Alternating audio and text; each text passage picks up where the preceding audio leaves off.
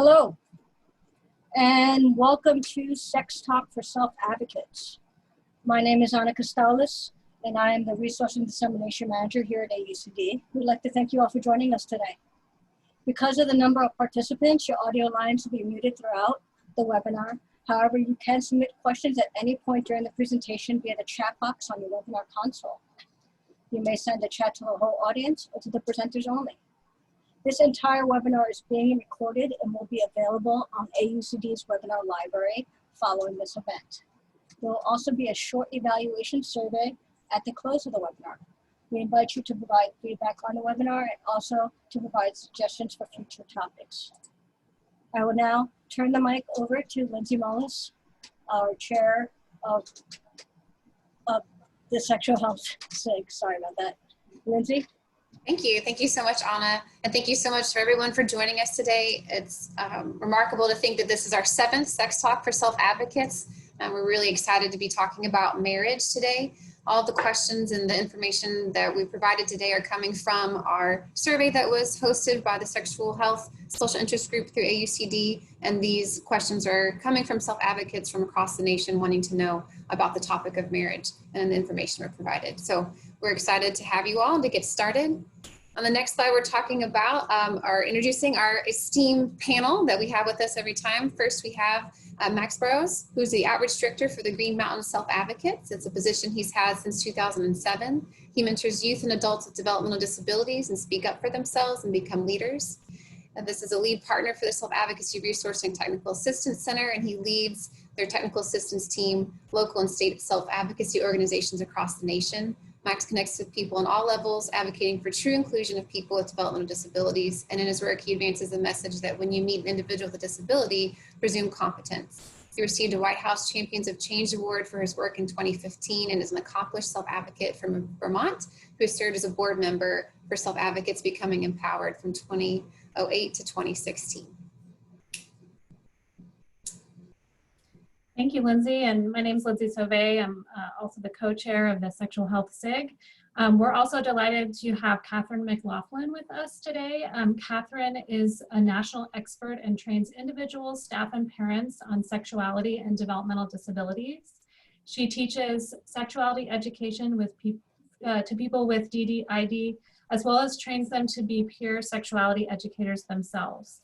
Catherine is the author of an agency and school curriculum, Sexuality Education for People with Developmental Disabilities, and has developed 2 online courses, one to train professionals, Developmental Disability and Sexuality 101, and one for parents, Talking to Your Kids, Developmental Disabilities and Sexuality.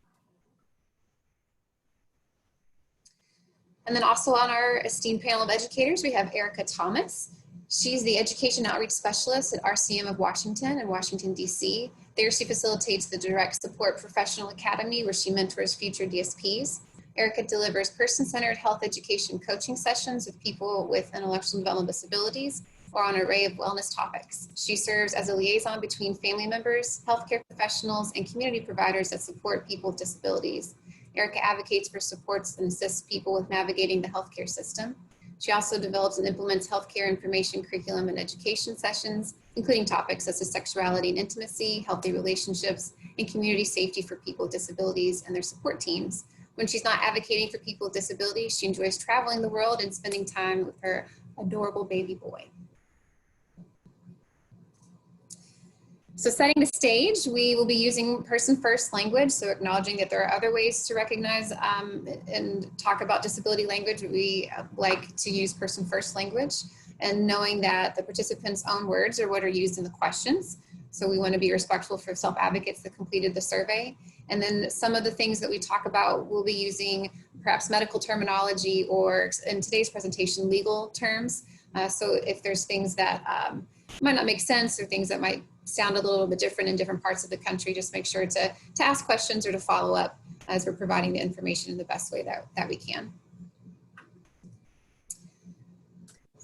And we also just want to remind folks that sometimes talking about things like relationships and marriage and sexuality, they're very personal topics, and sometimes stuff can come up for people, and that's okay. That's if that happens to you, one of the things that you can do is to just reach out and talk to somebody. And we've put the number here for the crisis call center. So if you do feel uncomfortable, or if something that comes up in the webinar today reminds you of like a bad memory or something that is upsetting, and to just reach out and talk to somebody. You can do that by calling this number or reaching out to someone that you trust, like a support provider or staff, or someone on your team. And then as we move forward today, there will be time at the end for additional questions. So please feel free to use the chat box for questions and comments. I'll be moderating those and saving those questions for our panelists at the end of what we've had prepared for you today. You can send those to everyone, but you can also select individual people to send questions to. So if there's something privately that you like to send to Lindsay or myself that you didn't want to be broad to everybody, feel free to select our pictures on the side and send us a comment privately, and we'll be able to address those questions as well. So as I mentioned before, each of these questions are from our Sex Talk Self-Advocate survey. We will have educators lead the discussion, and then others will add to that. And then we have our panelists that will be answering those questions, and we'll be filtering through each of our panelists and each of the love story questions, experience of marriage, and success stories, and then have time to answer your questions today at the end.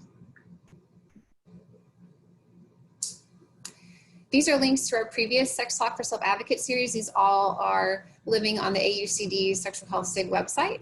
We created bit.ly links to make it easier as well. So you can check those out if this is one of the first ones that you've come to, or one of these other topics is also of interest to you. We'd love for you to see what we've been up to and other questions that have been answered by our wonderful educators and panelists.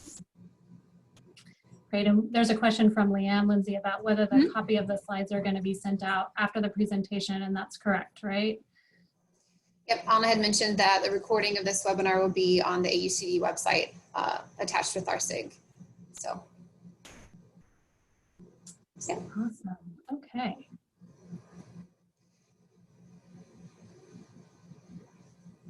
And Rhonda will get those links put in the chat here in just a second for you. But as we get started with, when we brought this topic together, thinking about what we wanted to bring to you all today, the statistics on marriage was one of the first things we talked about. What are the numbers? What are we thinking about when we talk about marriage? And so I first looked at the National Core Indicators, which is used across states to assess the quality of outcomes for disability services provided to individuals specifically with intellectual and developmental disabilities, along with their families. And so the 2017-18 statistics on marriage for individuals with IDD show that 94% of individuals are saying that they are single, compared to only 2% that are married currently, or married in the past, or didn't know how to answer. So that's a very big difference in numbers for people with intellectual and developmental disabilities being able to experience marriage. I also looked at the Centers for Disease Control Disability and Health Data System for marriage status there. Now this looks at any disability type, so cognitive, physical, visual, hearing, and daily tasks. And in their 2018 numbers for the nation, 43.7% of individuals with disabilities reported being married or in a relationship, compared to 58.3% of the US population without a disability. And on the next slide, you can see how this also varies by state. So looking at marriage status among adults, different state by state, where it could be for individuals with disabilities as low as 22% or as high as the 50%. So I think it's important to think about how does it look different depending on where we live. Great, and we also, we had some questions from folks about whether it is legal for them to get married. And we did a little bit of research and really found that every state's a little bit different, but for the most part, it is legal in most states for people with disabilities to get married. We did find that some states have really old laws that are still, you know, in their constitution, that say that people with IDD cannot get married. I think what we want to just leave you with as far as this goes is that it is different state by state, but technically in most states, people with disabilities are not prevented from getting married. We did also find that some states do have guardianship laws that give guardians some additional power, I guess, or additional right to say whether the person who they're guardians for can or cannot get married. Again, that's really going to just vary depending on the state that you live in. At the end of the slides, we do have a resources page, and there's some links in there that you can look at what the information is for your state as far as the guardianship laws go. So we would really recommend just knowing what the laws are in your state and knowing what your rights are. We also had questions about Social Security benefits and whether getting married affects a person's benefits. Again, this is going to be something that's really, depends on an individual's situation, but generally, and this is information that we got from the Social Security Office website, if you have Social Security disability or retirement benefits, your benefits don't change. But if you have what's called SSI, so Supplemental Security Income, SSI, there is something that is called the marriage penalty, unfortunately. And if you marry, you can, your benefit amount can change from what's called an individual's rate to a couple's rate. And one of the quotes from the website here is, benefits for a married couple, both of whom receive SSI and have no other income, amount to 25% less than the total that they would receive if they were living together, but not husband and wife. So we just want to remind folks that this is, again, this is going to be different depending on a person's individual situation, but it is possible that people who are on SSI could have their benefits affected, and this is something potentially to advocate about, to contact your representative or contact advocacy organizations to really kind of work on changing this penalty that people receive when they get married. And again, we provided a resource, a link to the at the end in the resources page to the Social Security Office website, so you can read some more information. We don't have time to go into kind of the individual questions about this, but we really encourage you to contact folks who can provide some more information and support around this. And then So people, go ahead, oh, Matt. oh, sorry about that. So people, go ahead. I don't want to interrupt. Okay. So people with disabilities, unfortunately, still get told what they can and cannot do. And this definitely has an effect on their personal life. And one of the areas of their personal life that it has an effect on is whether or not they can get married or want to marry.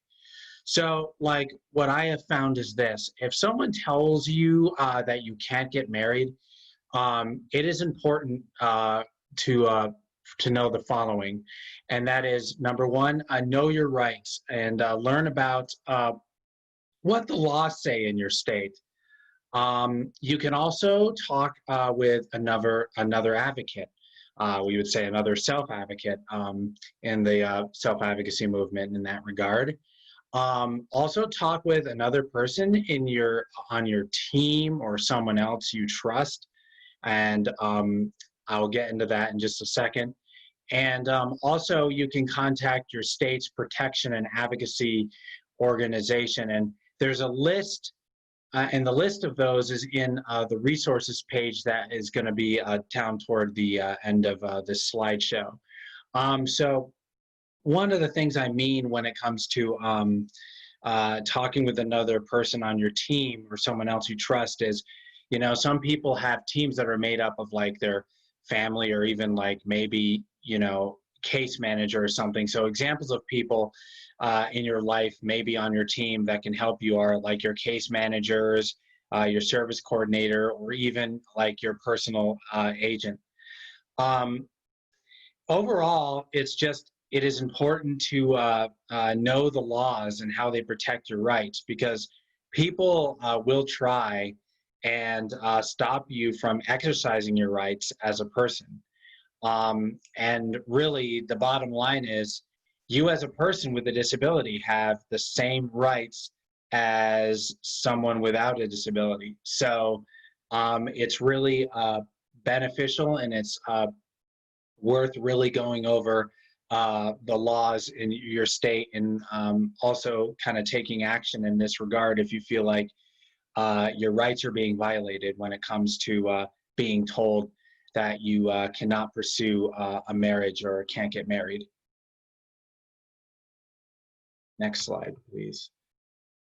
So we hear marriage equality. That is a big term, and it's used mainly when we talk about marriage equality for LGBTQ plus couples, lesbian, gay, bisexual, transgender, questioning, or as they would say, queer.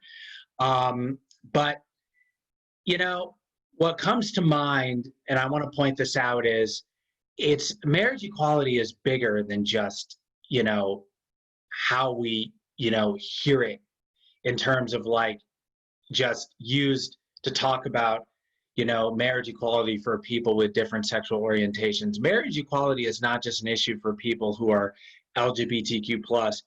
It's a big issue for everybody. Examples of, marriage equality would be probably, getting rid of the barrier, well, not properly, but getting rid of the marriage penalty, which is still a barrier that keeps people with disabilities from getting married. A lot of self-advocates have, said, what have we done that is wrong to deserve to have like our benefits when it comes to SSI get cut because we marry the person that we love. And yeah, there is still work. That's just an example of how there is still work to be done on marriage equality, and just recognize that it's a big term that affects a lot of people. And it goes a long way with a lot of people, not just LGBTQ plus couples.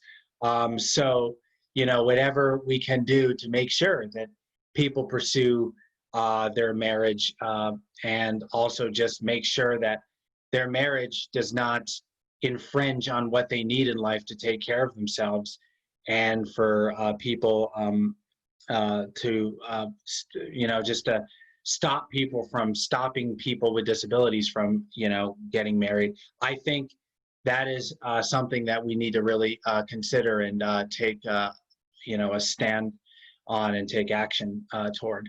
So I wanted to bring that up when it comes to the term marriage equality, that it's bigger than just what we hear of in the area of where it's used.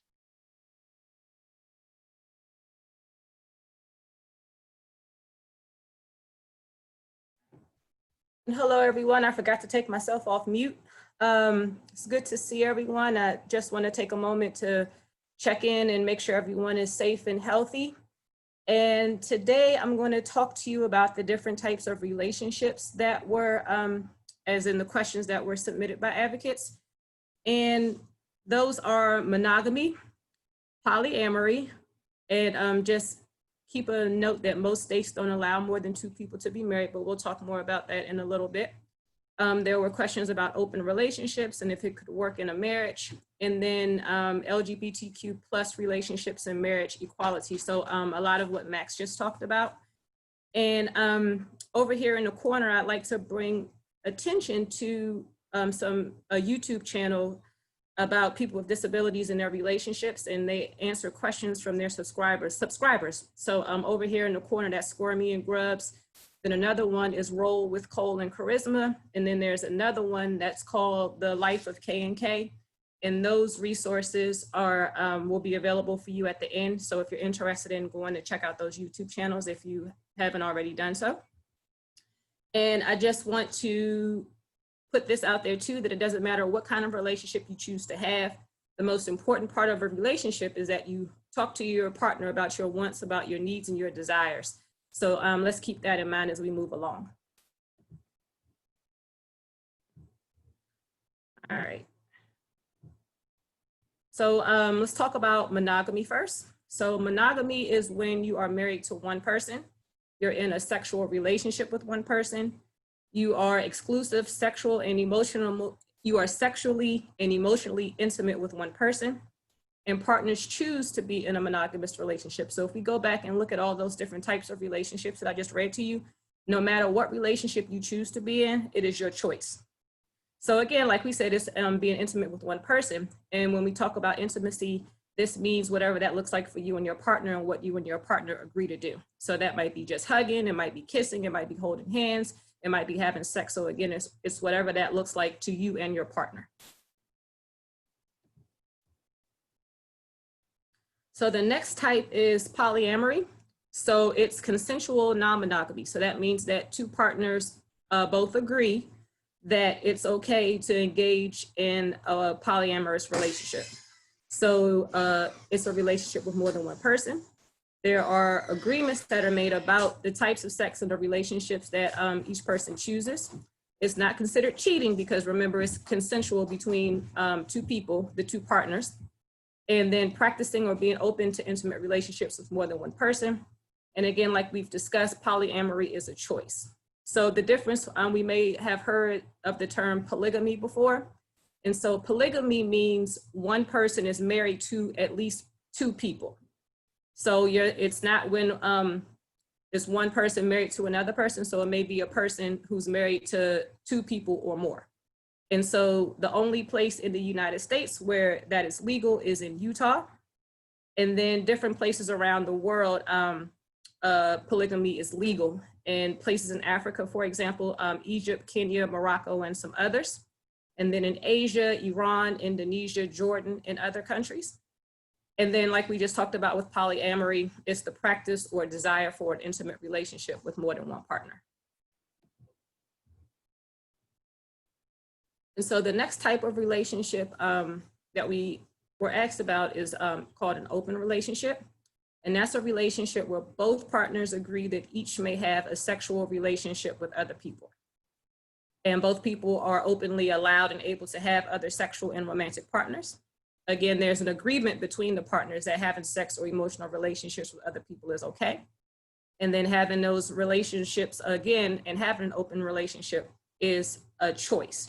So sometimes people may ask, like, why would someone consider an open relationship? So maybe you and your partner have a lot of love to give and believe that you can love more than one person at once. Maybe you want to explore your sexuality or different relationships with someone of a different gender. Maybe one partner wants more sex than the other partner, or more sex or more intimacy than the other partner. Maybe one partner isn't interested in having sex. Other partners may have fantasies, or maybe someone heard about it and they're curious about it. So there are many different reasons why people choose to engage in open relationships. But again, there's a conversation that's had between both partners, and then the partners agree that it's okay to have an open relationship.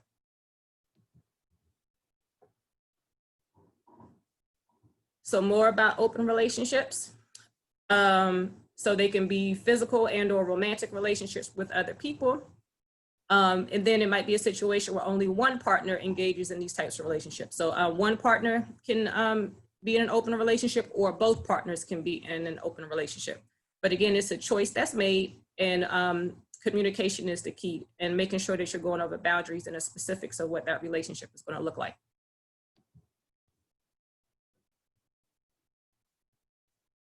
All right, so the big question is, do open relationships work? So just like any relationship, both partners have to be honest with each other. So if a certain boundary or whatever else is set, so you have to be honest about what you're doing with other people and making sure that it's staying within the rules that everyone has established. A partner may become jealous, and being jealous is an emotional feeling that may come up because partners are going to be intimate with other people. So you want to make sure that you're checking in and talking through those feelings with your partner. We had just talked about setting boundaries, so talking about what you and your partner can and cannot do. You want to make sure that you're setting boundaries and sticking to them.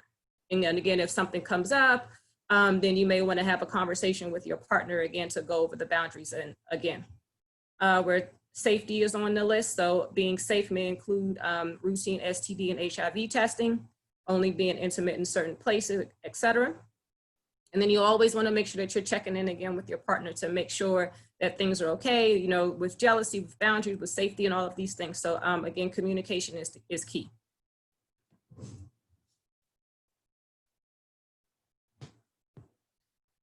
And then Max talked about LGBTQ+ relationships. And A healthy relationship is a healthy relationship regardless of your sexual orientation. So if you choose to be in a LGBTQ relationship, that's solely up to you and your partner.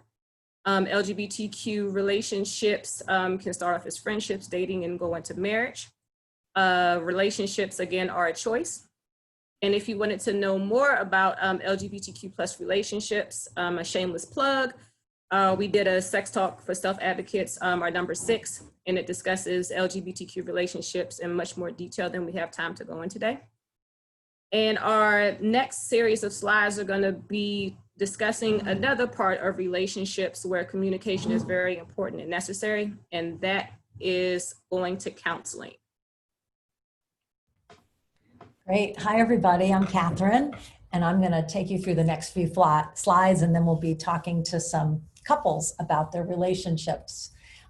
So I think first is just there's a lot of myths out there about counseling in relationships. There were some questions that we got around premarital counseling, so counseling before you get married. But just there's a lot of myths out there about relationships and counseling. And so here are some myths, like in a good relationship, all you need is love. And another myth, so it's not true, is in a good relationship, partners don't fight or have any problems ever. In a good relationship, partners won't focus on problems because it only makes them worse. And sometimes people think that seeking counseling when you're in a relationship is a sign of weakness, which isn't true. And couples should be able to solve their own problems on their own. And these are all myths. All of these things are not true. And I'm wondering if people can write a few things in the chat box around why do you think these aren't true? Just a couple things.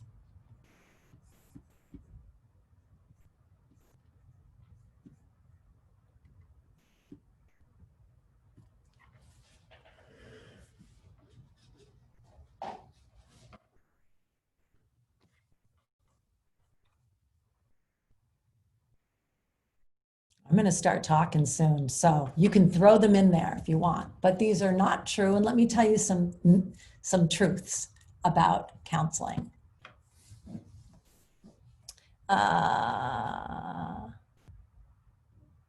No two relationships are the same. Relationships are complicated. Relationships take work. Yeah. Working through problems help promote growth. There's no one size fits all, and often need to help to navigate working through things. Absolutely. So when we look at the next slide, you see that, there, thank you. There's nothing wrong with getting help when you're in a marriage or even before, before you get married or during a marriage. And many couples need help in their relationships. And so it's okay to get that help. And it's really important to get that help. We oftentimes when people come together and get married, and even just in a relationship, they expect certain things. And you might not even know that you expect those things until you're in a relationship.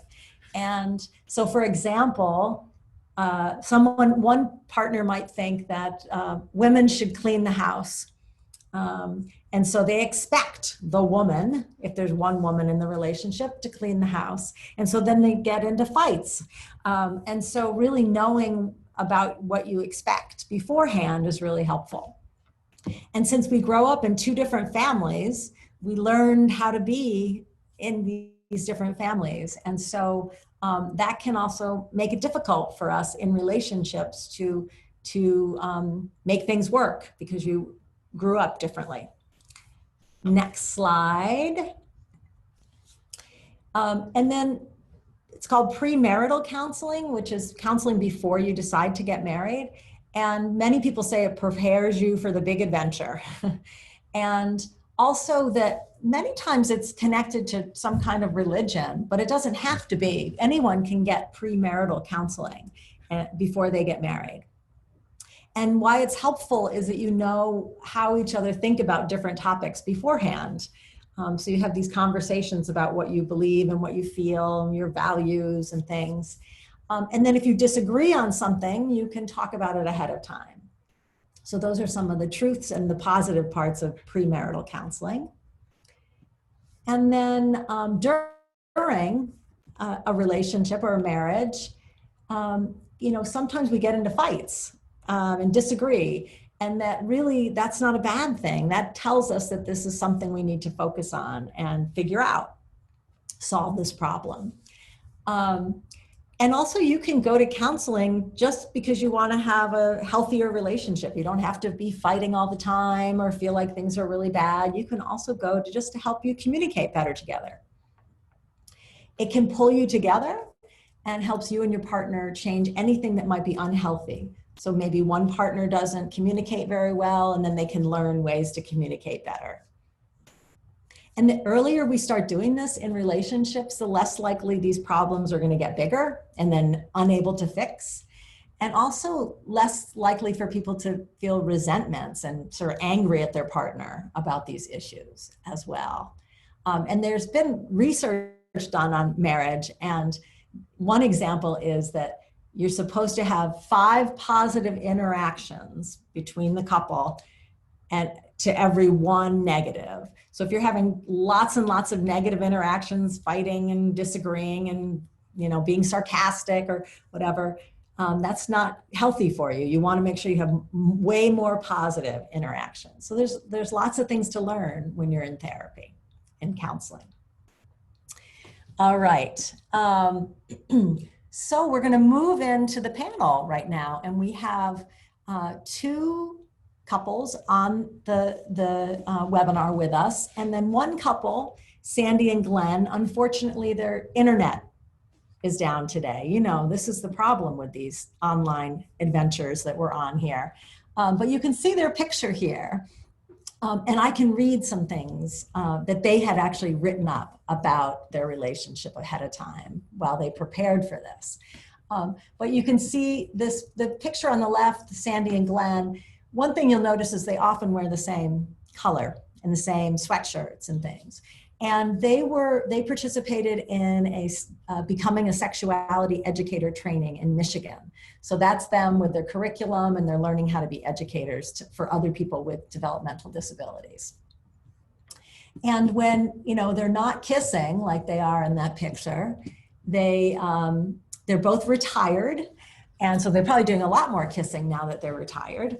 And they live in a condo in their hometown, and they recently went through training to become sexuality educators, like I mentioned, but they really hope to help others reach their relationship goals and they want to share with the world that people with disabilities want healthy relationships. All right, and then one of the couples that's on today is Raesin and Colette. There they are. And Raesin is a proud self-advocate who was diagnosed as autistic during adulthood. Raesin holds a bachelor's degree in psychology and chemistry and a master's of science in forensic science. She has a few more courses away from completing her master's in public health and epidemiology, which is a timely choice in the year of the pandemic, so yes. And when she's not working or studying, Raesin enjoys spending time in nature, knitting, reading, and trying to make the perfect homemade waffle. Excellent. All right, and then Colette is a coach and facilitator working at the intersection of conflict transformation and racial equity. She holds a bachelor's degree in anthropology and African American studies, as well as a master's of science in conflict analysis and resolution. So she's probably good at being in a relationship and figuring out conflicts and things, right? Yeah. In her spare time, she enjoys being in nature, writing, and keeping her lemon tree alive. Very nice. Thank you both for being here. And Erica, do you want to introduce Ricardo and Donna? I sure will. I have the pleasure of introducing to you all Mr. Ricardo and Mrs. Donna Thornton. Ricardo is a nationally recognized self-advocate, a person with a disability who advocates on behalf of himself and others with disabilities who lives in the nation's capital. So he and Ms. Donna both live in Washington, D.C. They are both passionate advocates that believe people with disabilities should be able to make their own decisions and choices, and that people with disabilities can achieve almost anything with support. Ricardo speaks internationally on deinstitutionalization, advocacy, and human rights. He has received many awards, including his selection as Washingtonian of the Year in 1997.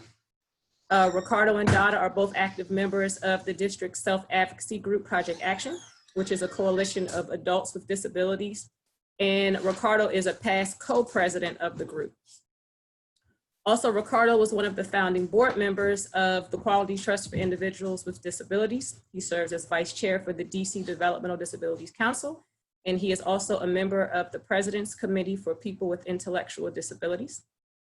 Ricardo has worked for over 42 years at the Martin Luther King Library in Washington, DC, and Miss Donna has just retired from federal service. Ricardo and Donna lived most of their lives at Forest Haven, which was an institution for people with intellectual and developmental disabilities, and that was located in Laurel, Maryland. When the institution was closed, Ricardo and Donna moved into the community, and they lived in a group home, and they now live in their own home. And like I said, Donna also lived at Forest Haven. Donna and Ricardo have been married for 36 years, and they have a son, Ricky, a daughter-in-law, Tia, and they have three grandchildren. Donna and Ricardo were the subjects of a made-for-TV movie entitled Profoundly Normal. And if you're interested in viewing that movie, it's in the resource section. And it tells their story of being one of the first couples with developmental disabilities to be married. They are both active in their faith communities, and Donna is a deacon. Ricardo is a deacon and Donna is a trustee and aide.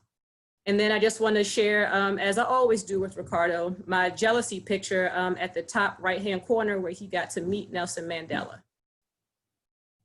And thank you, Donna and Ricardo, for being here with us today.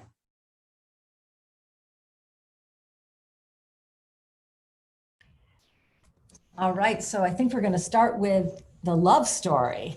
And I'll read Sandy and Glen's to you, so if we can put their picture up. And they're really very upset that they couldn't be here, and we're so excited to share their story. But let me read you what they had come up with for their love story. So how did you meet? They first saw each other at Special Olympics while both were competing in snowshoeing. They didn't really get to know each other until later, though, when they both worked at the Amway Grand Hotel. Sandy worked with housekeeping and in laundry services. Glen worked as a steward. Glen sent a friend, quote unquote, his wingman, with sodas for Sandy when she went on breaks. He then started offering to walk her to her bus stop and stayed with her until her bus came, just for safety, of course. Sandy caught on to his tactics, and from there they began dating. This went on for 5 years. They didn't want to rush things. They were in a long dating relationship and were married July 13th, 1991. And they had a big reception with over 250 guests. And Sandy was 27 and Glen was 37. And they've been married 29 years. As far as their marriage story, Sandy and Glen feel that their marriage is so successful because they really respect each other's feelings. They both have learned to like some things that the other likes. They appreciate each other's differences. They communicate so they do not fight. They feel that if they fight, karma will come back at them. So they try to live life to the fullest. It is just more fun to be happy about things. They say, I love you every day with a hug. And how they knew that they were the one, Sandy knew Glen was the one because he met the list of things she had in her mind. She wanted to be with someone who was kind, cared about taking care of her, appreciated who she was, and did not drink or smoke. Glen knew Sandy was the one when he first met Sandy. He had that Twitter-padded feeling in his stomach and heart. So that's Sandy and Glen. So Colette and Raesin, will you unmute and tell us your love story and answer those questions for us? Sure, you can go first. Okay. So we met in 2011 at a meditation group in DC, and we were friends for about a year before we started dating, and we've known each other for 9 years now. Yep. And then we got engaged about 2 years in, and I think we knew like pretty early that we wanted to, spend the rest of our lives together. When we got married, I was 29 and Raesin was 40. We had 3 weddings because why not? No, but part of it was we got married right before marriage equality was legalized across the country for LGBTQ folks. It was legal in Virginia, but anyway, there's some complications. We had to get married legally in DC, and then we couldn't afford a giant wedding with everyone we loved, so we had another ceremony in a park with really close friends. Which was like 70 folks, and the cake was homemade. Okay, so let's see. She's reading off my outline. Let's see. I knew that she was the one pretty early on. Like we went on a trip after we were together for 6 months, and we bought this broom from this guy at an art fair who was making brooms, and I thought we're going to jump over this, and we did 3 years later, or 2.5 years later. But it was just easy to hang out with Colette. It was just easy to be with her. She was just really sweet and just a beautiful soul, and everything felt right. It was also important that I felt emotionally safe with her, because in previous relationships, I felt that we weren't maybe emotionally compatible, even if everything else was cool. And that was such an important thing to have an alignment. And also when we first hung out, I was having a lot of health issues at the time, like with food sensitivities, and I was canceling plans all over the place, but we had a plan to go on a picnic. And I said, I can't eat a whole lot of stuff right now. And she said, well, what can you eat? And we had this little picnic of, an odd assortment of food, and she just treated it like it was not a big deal. And that was a first in my experience. And it was just a beautiful thing, so. Nice. Colette, how did you know that Raesin was the one? I think, so I knew pretty early on too, and I think part of it was just the ease that I hadn't experienced before. Like it was, I felt like I trusted her very quickly. I felt safe with her.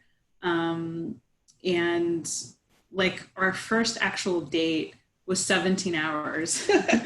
That was not planned, but we were just talking the whole time. And so we just had a really easy connection, and it felt really healthy. It was also we were very honest, very early on, like sharing, our baggage and, things from the past. One of the things she told me, like maybe the first date, was that she couldn't make eye contact with people. I was like, okay. But that was sort of how it started. And I think having all those things helped to contribute to developing that level of trust very early on. And I just knew that this was a person I wanted to spend my life with. So that's how it was. Great. And the waffles helped. Well, of course, yes. And the lemon tree, yes. Yes. Do you make lemon waffles? I have made lemon waffles with raspberries on top. It goes Nice. Great. Thank you both. Erica, do you want to Sure. read the next piece?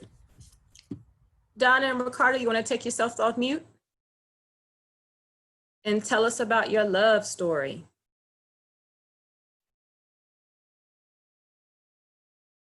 Can the host take him off mute or invite him? There we go. It says you're connecting the audio.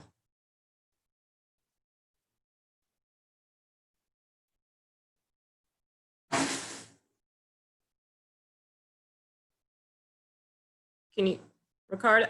Uh-oh. Can you unmute yourself?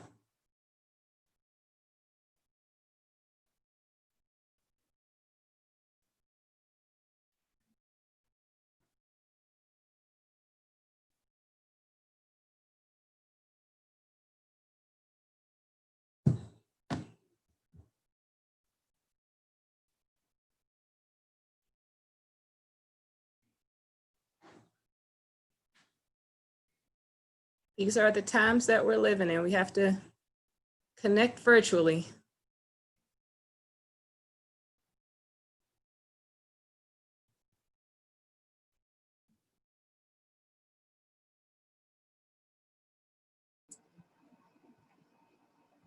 It's like he's trying to connect. Yeah.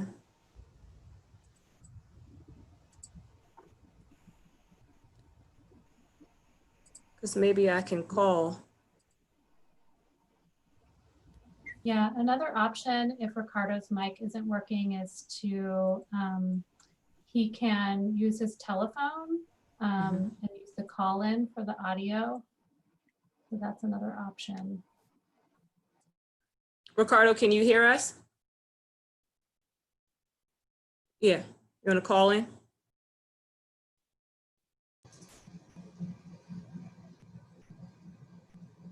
And Lindsay, do you have that number? Oh, hold on, he's calling me. Hey, Ricardo. I'm not sure what's going on. It just is connecting. It's just going around a circle, so I do apologize for that.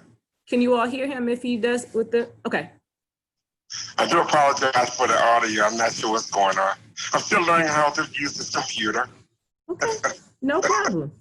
So and my wife just walked off to the restroom, so she'll be back. Okay, so do you want to start us off and tell us how you and Miss Donna met? Sure. We met at we both used to live in an institution, and we were always friends there. And I met Donna at McDonald's, and we both worked at McDonald's. I was always the one that couldn't wait to get out and get something better, but she would work, and she was the French fry girl. And I like the French fry girl because the French fry girl is spicy. But when she wasn't doing French fries, she would come back and we would talk and chat, go back to the institution. We used to work back and forth, but Donna moved into a new apartment. She got an apartment, and I lived into a group home. And we started romancing, going out. I used to come from DC out to Laurel and go on a romance where we go to the movies, have a little lunch or dinner. And Donna probably tell you a different story, but it would be a romance. And after that, I have to always make sure I get back home to my cottage, back to my group home before Monday, because I don't miss my bus. But I sometimes do miss my bus, but it's okay. Donna one day had me come over her house, and we went shopping, and I was carrying this big rug. I tried to be the handyman. And this one day she happened to say that she liked what I was doing, and she proposed to me. And I told her I wasn't gonna get married until I'm about 65. And she said, by that time, nobody gonna want you. I won't use the words, but so we went on to take the next step. We really had a lot of fun talking to each other. We chat a lot, and we took the next steps, and we wanted to go to our social workers and tell them about a marriage that we thought, we were in love, we wanted to get married, we took it to our social worker. And the first thing they came out and said was, marriage? Are you kidding? You're just getting out of an institution? No, not right now. No, they was totally against marriage. It was against it. It was just something we never heard of. And when Donna comes, she could tell you the rest of how she felt. But we had a hearing, and there was so much negative talk about many of us with disabilities that we wanted to tell our story. So I got a chance to work at a library, and Donna got a chance to work at housekeeping at Walter Reed in DC. And we told our stories and went to testify, and we invited people to come out to a wedding. So we're going to get married. We had determination then. We got married, we had planned it, and my provider who helped us coordinated, and we had many people with disabilities in the wedding, and we invited the politicians, the people that think they know, and they really didn't know, come to this wedding and see a beautiful wedding.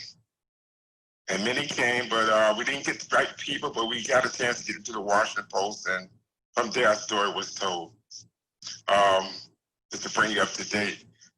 Hurry up, Don, what you doing, honey? No, I laugh around a lot with her.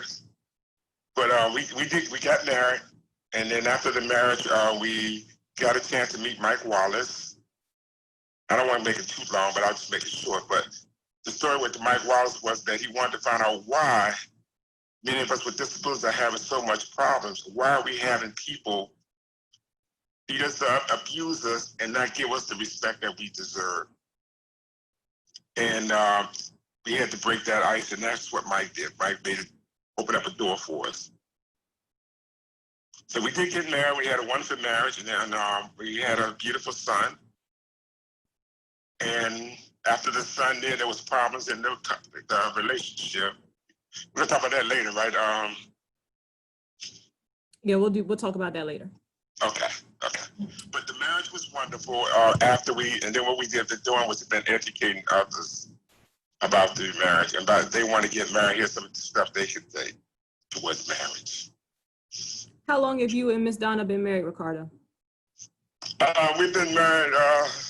Donna, you gonna hurry up? How long have we been married? It's been about, I would say 30, 35 or 30, somewhere around there, 35 or 30. You know, after 30, you know, you just enjoy life. It just, don't tell her that though, please don't tell her. Okay, we'll keep your secret safe. Okay, thank you, Eric. Thank you. You have some more to come, so keep your phone out, okay? Okay. Great. So great to hear. I can't stop smiling listening to both couples talking. You know, you exude such positive, happy feelings. Thank you.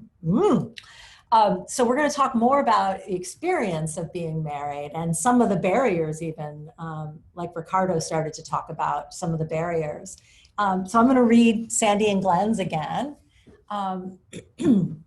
So we're going back to their picture. There they are again. So the question, what did people say when they told them that they wanted to get married? And Glen's father and stepbrother, they were against him getting married. However, his mother was okay with the idea. Glen's aunts and cousins said congratulations and hugged them. And the barriers, Sandy's family, as well as Glen's aunt, helped them plan the wedding and the reception. And they also helped them with some of the finances for it as well.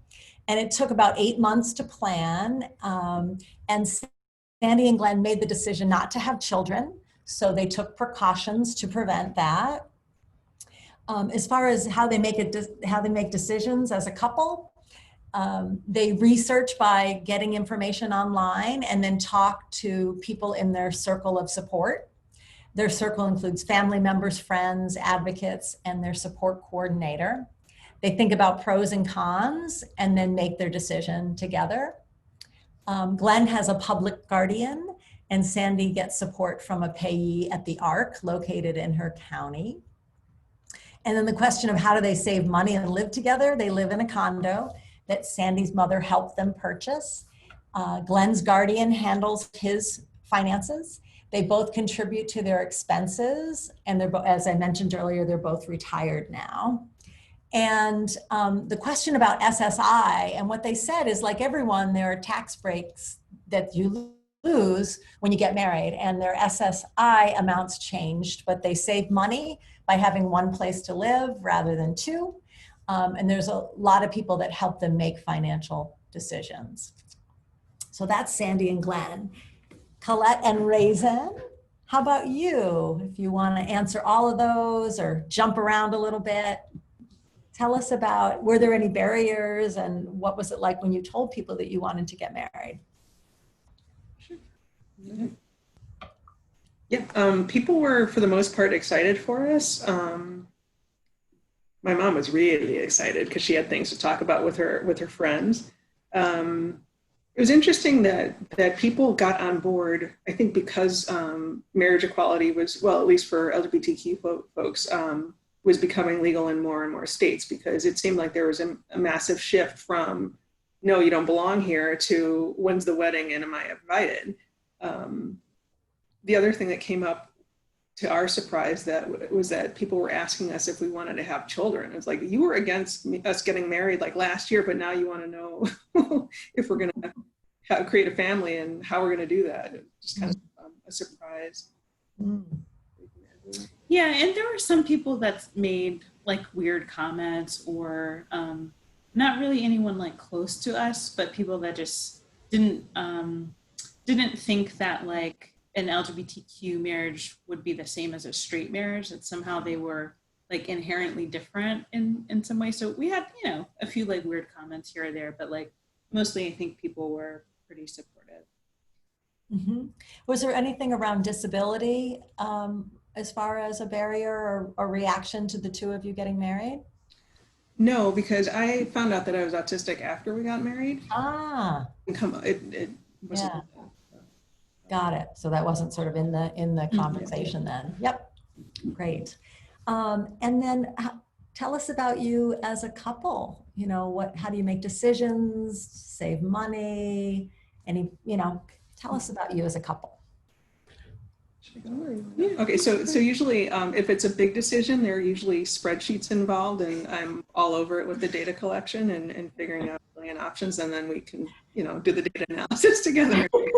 What's right, and I'm not even kidding. And if it's a you know, everyday decision, we usually discuss like, what do you want to do?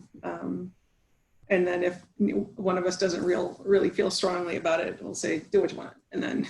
Yes, that is a common phrase. Yeah, do what you want. Yeah. and it's fine, and that seems to have worked for us. Except for deciding on paint colors, we have not yet to successfully work that out, but maybe Ricardo or others will have some advice for us. That's a good point. That is true. Yeah, and so our place remains with the same paint colors it had when we moved here years ago. Yeah, and so what do you see as the difference? Like, one of you likes bright things, one of you like, what's the difference there? I like warm and she likes cool. Yes. Yeah. Okay. That's the gist. That's the gist. Great. And then anything around money, or I don't know if you received benefits, and was there anything around that in getting married, or? I don't receive benefits. As far as money, I'm all for the premarital counseling idea. We did do that. That was advised to us by a loved one who offered that. And then as far as money, I heard from someone whose first marriage didn't work out, but he got it right on the second one, that he and his wife have 3 accounts, his wife's and theirs together. And he basically said, you know, my wife likes purses, and if it's coming out of our money and she's got 200 of them already, it's gonna be an issue. But if she pays for the purse and it's not our money, then, you know, she can have 300 purses and I don't care. And I think that made a lot of sense, because I know that money issues can really strain or destroy our marriage, and I just didn't want that. And it works for us. I buy lots of yarn, you know. I could probably have a separate room for yarn, so. It's working for us, and anything that's for us together, or the home, we just pay for together. Yep. I don't think so. That's great. And you said you did premarital counseling. What was the benefit of that? What was the benefit? Yeah. I think it was really helpful. I didn't really know what to expect beforehand, but we had like an assessment through it, and we got to just have more intentional conversations about finances, about whether we wanted children, some key like big picture things that I think is good to kind of work through before you make that type of commitment. So I think that was really great. And we had a wonderful counselor that we both really connected with. So that was also nice to establish that. So she's someone we'll go back to, like if we're having trouble working through something, you know, we'll give her a call, and we can work it out. She's amazing. So that was another great benefit, is just having that new resource for us.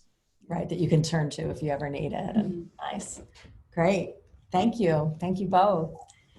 Erica? All right. I'm sorry. Miss Donna and Ricardo, your experience of marriage. What did people say when you told them you wanted to get married?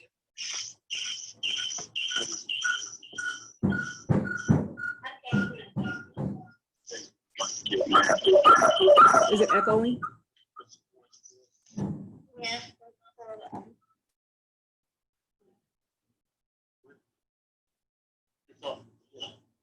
Yes, before. Oh, hold on one second. Can you take yourself off mute? I think that's what worked before. Oh, you're working now.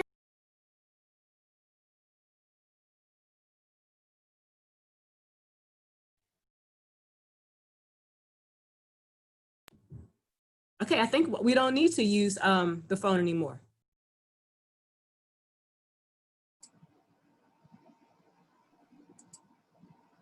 Can you hear us? Did you hang up?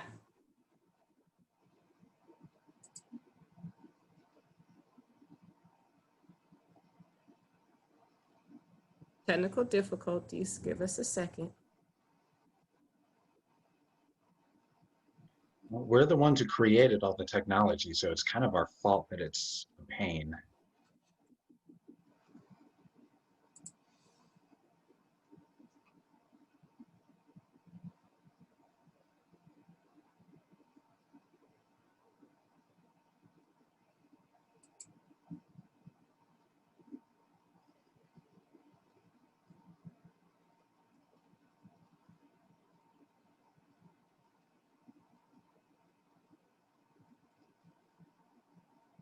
I think Ricardo's going to try to call me.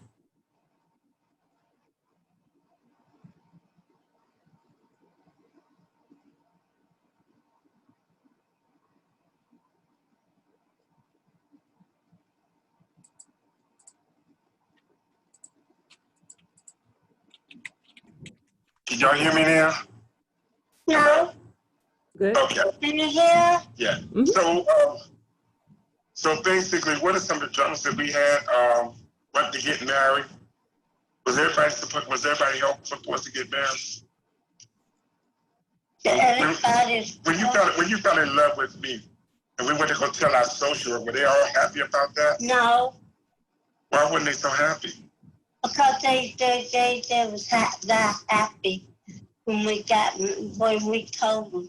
And I asked them, I said, well, don't you got what we don't have? And I asked them, I said, ain't you married? They said, no. I said, well, tell me this. You married, you got rings on your fingers, you got a car, you got a house, you got children. And they said, yeah. I said, well, you got everything that we want. And this is what we want. We want what you have. And that's what we want. And I said, well, if you have it, that's what we want in life. That's what, and we got it. We told them this is what we want. Yes. And we went to, we did ask our caseworker, and they said no. I said, okay. I said, well, you know what? We're going to see about this. You're going to do it anyway. Yeah. And you proposed to me. You want to tell me? And I proposed to him. I shouldn't have never proposed to him. No. I should let him pose to me, not me pose to him. But, I was so embarrassed for that, to pose to him. But that's all. We actually had a wonderful wedding, though. Yeah. We had a wonderful wedding. And I said we had lots of people with disabilities who had never been in a wedding, part of our wedding, and we had a provider who used to be my coach when I was in special ed. Now working with an agency, wanted to see me be successful and happy, right? Right. Yes. So, Mr. Reese. so how do you two make decisions as a couple? We usually she usually makes some decision, I make some, and we try to work together. Yes. If we see something that we don't like or we have a disagreement, of course, sometimes, sometimes women win. Sometimes sometimes we argue it out. Sometimes we don't. Sometimes we sing it out. Bye. Sometimes we sing it out, right? We sing it out. We sing it out. We argue. Sometimes we pray it out. Different things we do. Donna used to work at Walter Reed Army Medical Center, and there were times when she would come home and something happened on the job to just get her so frustrated. And as the man of the house, I had to learn how to listen, not be so fast to jump Jump the gun. Jump the gun. But let her get it expressed out on me, so she'll get it out, and it's really, really let me know how she felt. She didn't beat me up, she just expressed herself nice. Yes. And I would have to sit and listen, then at the end of the day, she's got off her chest, we'll relieve, and we just go back to being happy again. Happy again, yeah. Right, honey? Yes. Yes. What about? I go outside and be by myself for a while. Yes. And what about saving money? How do you all save money? Well, I'm a spender. I love to spend money. I love to spend money. You're the I'm the saver. I like to save money. Well, I like to more like budget. I'm a budget person. I like to budget money. The money. I like the budget money. And one thing the other couple said, and it's not but the truth, and that is that Donna likes to make sure that she has money. We have a joint account that we have together. Yes. And we save in that. She also has her personal account, which the husband does not touch that. No. But the husband wants to know why, but it's okay. But it's her money, and it's her savings, and I respect that. And I also have an account, just in case an emergency or something would come about. So she's really teaching me how to be more of a saver and not so much of a spender. Right, honey? I'm very strict on spending money. I'm not very strict, but I like the budget. Yeah. Keep my money in my budget, my money in the budget. She has her savings, and she has her checking. Yeah. She has her side wheel. Saving account, I have a saving account, and I have a budget. You have a savings and you have a checking. A checking account, yes. And nobody touches that savings. No. Not even your son. Oh, excuse me. No, not even him. Not even my son. No.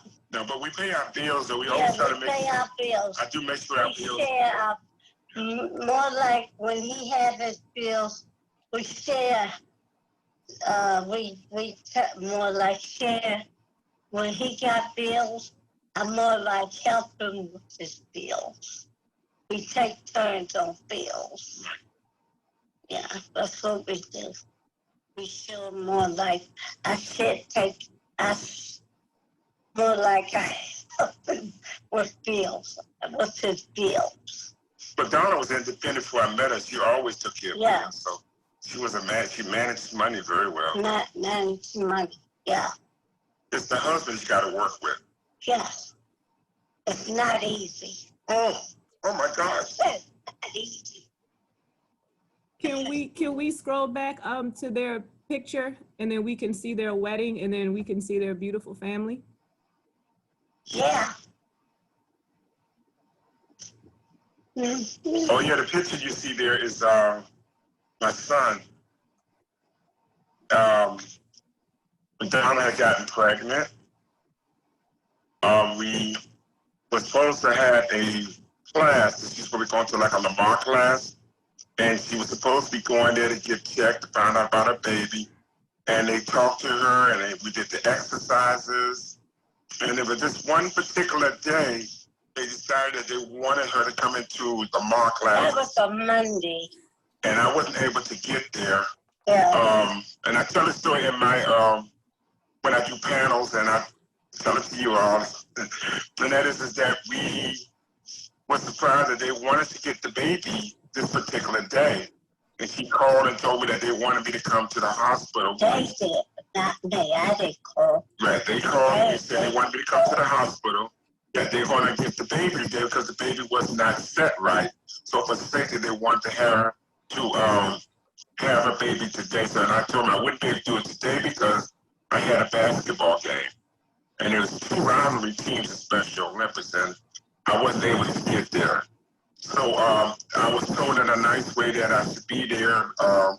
My wife let me know that they want you here. And the cameras were over there, so of course I came over there. The minutes was there, you know, I'm gonna come over.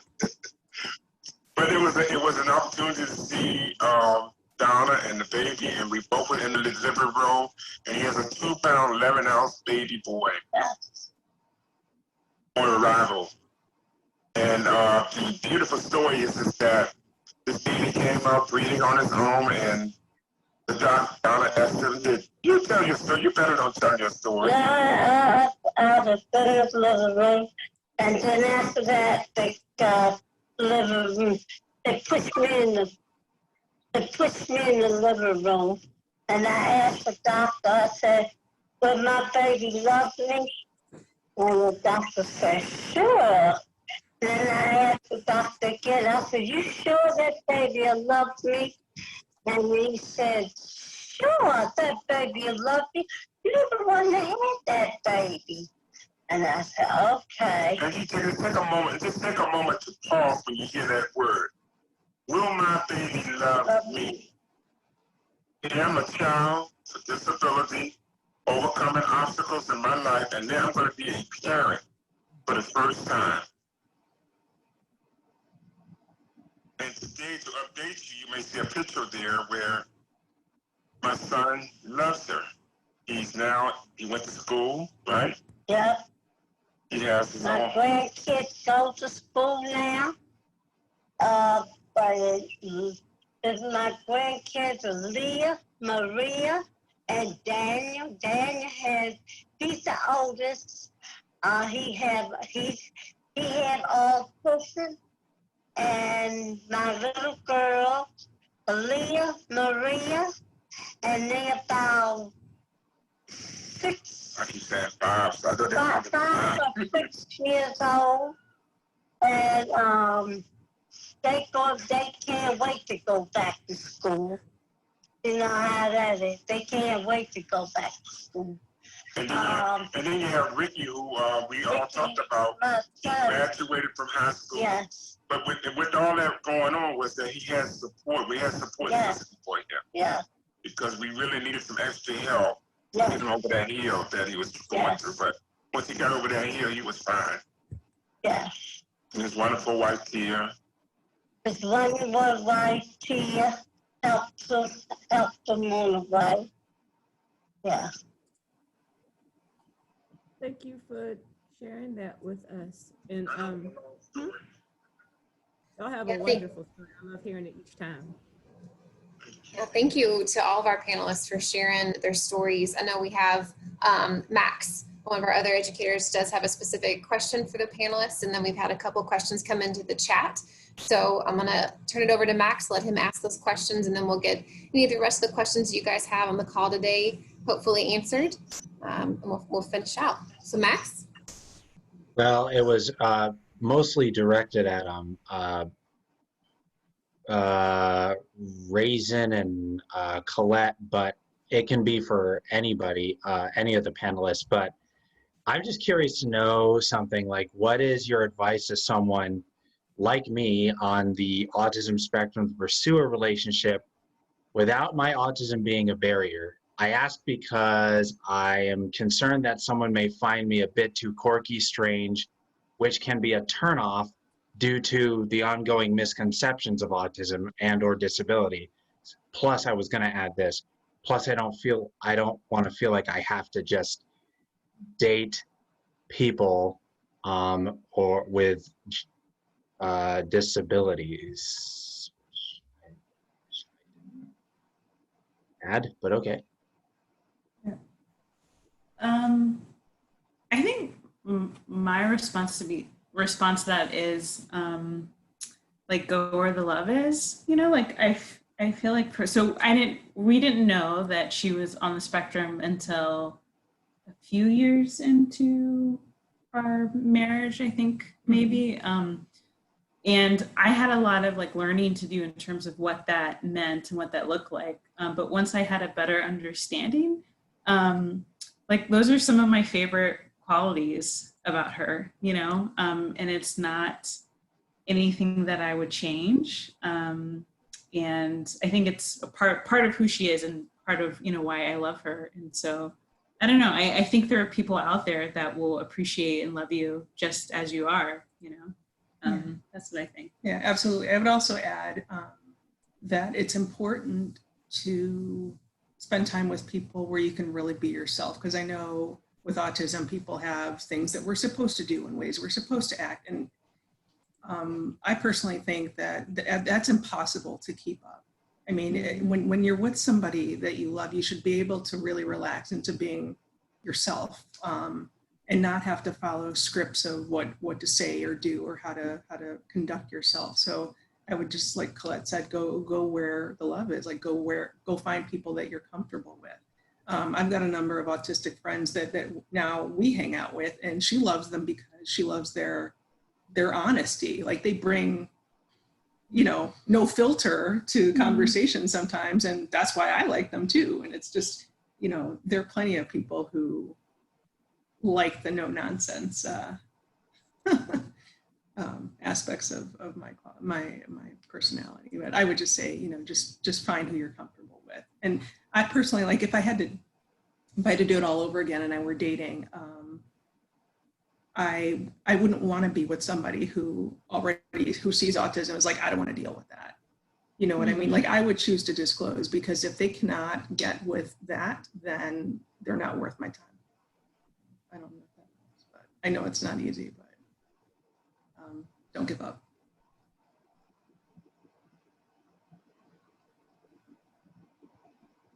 Hopefully does that answer your question, Matt? Yes, it does. Okay, good. Others? And Max Hannah just wrote a comment in the chat box that said that her husband is on the spectrum and she's not, been together 14 years. So it's definitely encouraging as possible to find someone. Thank you, Hannah, for sharing that. I would also like to add, like there were some things that we needed to figure out, like how to argue in a way, because I'm very literal. So if my wife was just telling me something like, I'm hurt because of this, in the beginning, I would give like a 90 bullet point list of why that was not right. Like, no, I did this and I did this and I did that. And she was like, I feel like you're not listening to me. And then I would parrot back like exactly everything that she'd said. And really what I had to learn, that what she was trying to tell me is like, I'm hurt in this moment right now. And I need you to really understand that. And then once we figured out how to communicate, because she also had to recognize, like, I'm very literal. So if she's not precise with her language, I'm going to be responding to what she said, and we might not even be talking about the same thing. So we figured that out, and that's another place where did we figure that out before or after diagnosis? No, I can't remember. Probably after. Yeah. It was helpful to kind of understand, like, her brain thinks this way and my brain thinks this way, and we have to figure out like a common language so we can address each other's needs.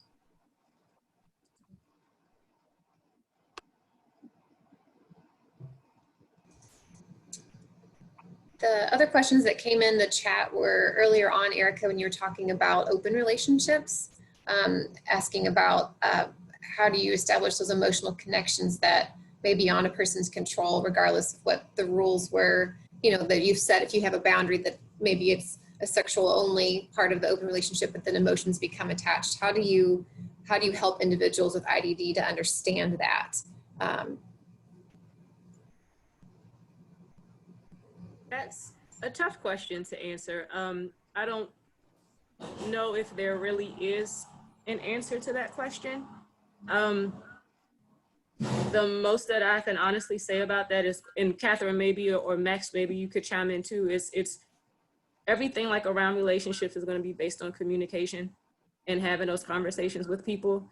And I always look back at myself, and when something was told to me, like I might not have, you know, gotten it the first go round, or maybe at least the information should be presented to a person in a different way. We have a lot of advocates who are speaking to us today. Maybe it would be helpful if someone talked to a peer or someone that, you know, that they could trust, someone, you know, who quote looks like me, or, you know, and that might be helpful. And I agree. I'm looking at the question now. It's not always going to, you know, 2 + 2 isn't always going to be 4. You're always going to run into difficulties. But going back to the rules that were discussed, going back to the boundaries and talking about things again, because the basis of any relationship is going to be communication and talking things through. So like I said, it might take more than enough times, you know, to come to a conclusion about something. But Catherine or Max, did you want to add anything, or what are your thoughts? What was the question again? I'm so sorry. I'll read it, Lindsay. reading some of the chat. Sure. It Anyway. says, what about emotional connections that can establish that may be beyond a person's control, regardless of what rules were agreed to, and helping individuals with IDD to understand that. And then everything isn't, like it said, everything is not going to be 2 + 2 = 4. So it's a lot to take in. That's a big question. Emotional establishment, you said? Yeah, establishing emotional connections beyond a person's control. Ooh. I think it depends. You're talking to someone who's not in a relationship. I think it depends on how things are worked out. I think as long as there's a way to, I guess, you know, make sure that both of you are okay, and it is not some sort of barrier to accepting yourselves or accepting each other. I think there's a way to make things work. And I don't expect people always to be the same, even if you are, like, if you're in a relationship. I think people are different, and I think it's just one way of adopting to that. And I think it's just accepting someone for who they are and making sure that things work out regardless. I think it's just a matter of, like, just making sure you guys are, like, the both of you are okay in your relationship, and nobody gets hurt, nobody, you know, like, it doesn't ruin, hopefully doesn't ruin the relationship. I think, if that answered the question. That's all a guesstimation, but sorry. I think when I asked the question about why were those myths, why were those things not true, and someone said relationships are complicated. And I think that's what they are, and people are complicated, and putting two people together, lots of things can happen.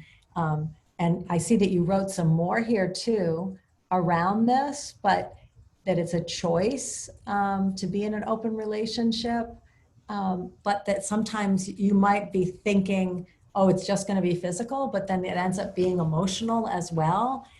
I mean, that happens. We can't really control that. That happens. And I think we have to, this whole thing, we were talking before this webinar, it's your body, it's your life, it's your mind, it's your choice. You get to decide what's right for you. And if an open relationship, because these things happen, like emotional attachment, maybe it isn't right for you, and that's okay. Really, letting people decide, and people are going to get hurt. People are going to get their hearts broken, and that's okay. Yeah, I mean, it's hard. It's hard to watch. but someone might get hurt in these relationships, and then we can be there to help them reflect and think like, what would you do different? You know, do you want to be in an open relationship again? You know, you just, like, every experience we learn.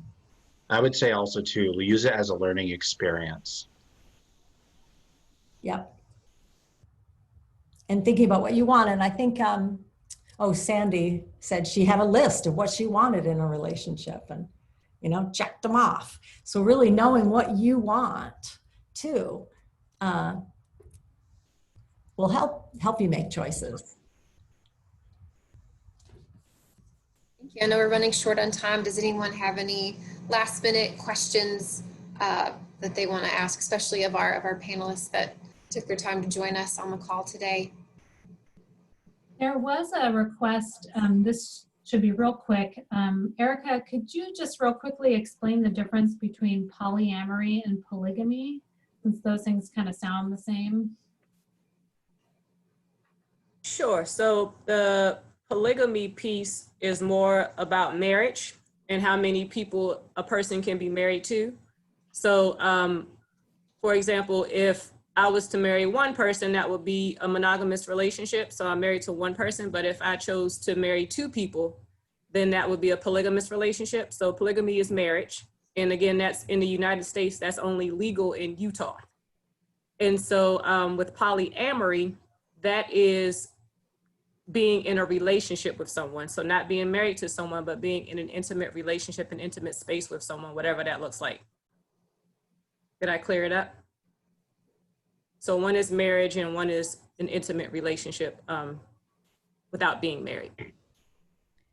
And poly means many, and amory is love. So like having many loves. Many loves, yes. Not necessarily many marriages.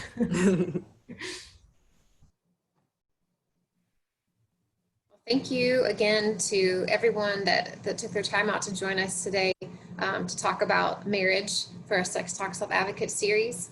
On our last slide, you'll see that we have 2 more topics to finish out this series. It's been a really great journey, and the next one will be talking about children. Oh yeah, and the resource list. I'm glad you brought that up, Lindsay. Yes, so the slides that we have and these links here that are on the resource list, I'm going to also paste them in the chat right now as I'm multitasking, so that we can you guys can have those things. And then be on the lookout for the conversation about children sometime in late January 2021.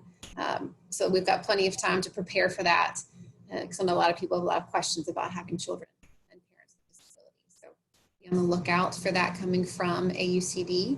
And then Lindsay, as I'm putting this in the chat box, if you maybe want to talk about the resources real quick, and then we'll pass it back over to Anna. Yes, definitely. So there were a number of resources that we mentioned throughout the presentation today.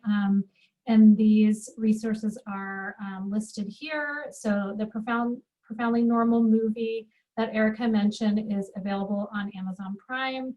And then some of these others are links to resources around marriage equality and rights. And then some of the YouTube videos that Erica also mentioned. Links to those. And this is Anna from AUCD. And I want to thank our panelists. Oh my God, my heart exploded a million times over and over. I'm going to share this recording with my wife. I love it. This recording has been, this webinar has been recorded. Let's try that again. It will probably be available, check the event page probably by tomorrow. And that will be the webinar, the transcript, and also the slides. And we'll also have those links for you. And thank you all for joining us. And please, please, please be safe. And we will see you again. Take care, everyone. Thank you, everyone. Thank you. Thanks, everybody. Take care.